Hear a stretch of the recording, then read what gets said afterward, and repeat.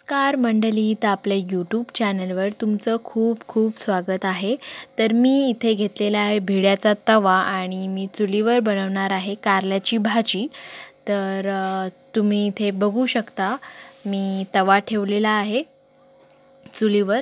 आता मी ह्याच्यामध्ये तेल टाकून घेणार आहे। तर आपल्याला तेल टाकून घ्यायचं आहे।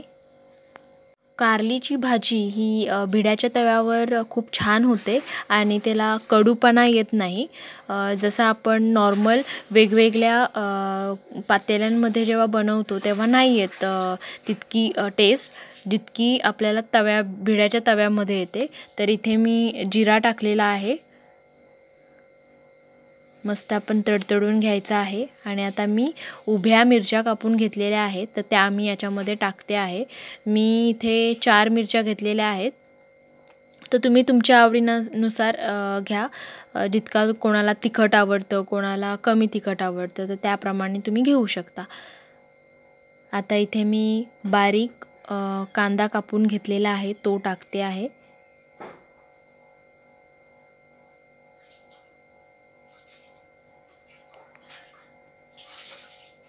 तर हे आपण व्यवस्थित कांदा आपल्याला शिजवून घ्यायचा आहे। सोबत मी टोमॅटो सुद्धा टाकते आहे म्हणजे हे दोन्ही कांदा आणि टोमॅटो एकत्र शिजले जातील आणि छान ग्रेव्ही होईल। तर मी हे शिजवून घेत आहे व्यवस्थित मिक्स करून।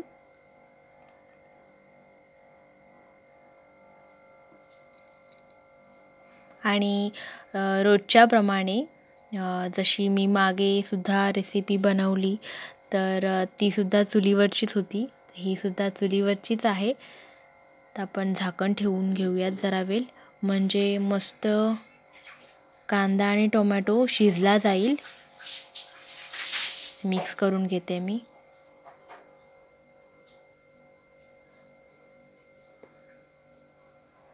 भिड्याच्या तव्याला कसा तेलकटपणा असतो त्याच्यामुळे आपण जेव्हा जेवण बनवतो तेव्हा ते चिपकत नाही आहे, कुठेच चिकटत नाही। जसा आपला नॉनस्टिकचा तवा असतो तसा असतो। तर इथे मी कारली कापून घेतलेली आहेत आणि मी ही कारली त्याच्यामध्ये टाकून घेते आहे।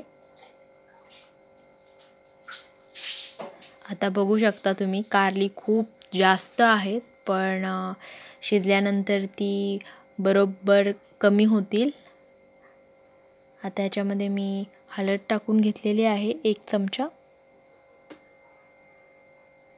आता आपण झाकण ठेवूयात। सोबत मी मीठ घालते जेणेकरून हे व्यवस्थित शिजेल आणि मीठ पण त्याच्यामध्ये लागेल। मी झाकण ठेवलं होतं एक 10-15 मिनिटं।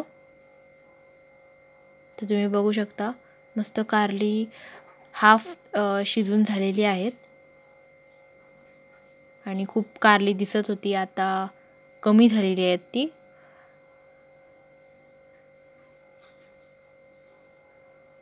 आता पूर्णपणे शिजून घ्यायची आहेत आपल्याला। सोबत मी आता खोबरा टाकते आहे। ओला खोबरा आहे हा जो मी खवून घेतलेला आहे। तर तो सुद्धा मी टाकून घेते आहे। हे खोबरा टोटली ऑप्शनल आहे, तुम्ही टाकायचं तर टाकू शकता। कधी कधी मी कारलीच्या भाजीमध्ये काला खोबरा म्हणजे खोबरा करपवून जो त्याचं जे वाटण असतं ते टाकते, कधी टाकत सुद्धा नाही। पण जर भिड्याच्या तव्यामध्ये तुम्ही करत असाल ना तर तुम्हाला अजिबात कडूपणा येत नाही तितकासा। म्हणजे कारलीचा कडूपणा तर असतोच पण जितकी कडू आपल्याला पातेल्यामध्ये लागते तितकी ती कडू लागत नाही।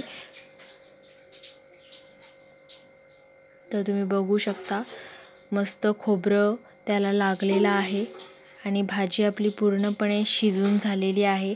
तर मी भाकरीसोबत सर्व करणार आहे। मस्त तांदळाची भाकरी आणि त्याच्यासोबत कारल्याची भाजी। तर चला या कारल्याची भाजीसोबत भाकरी खायला।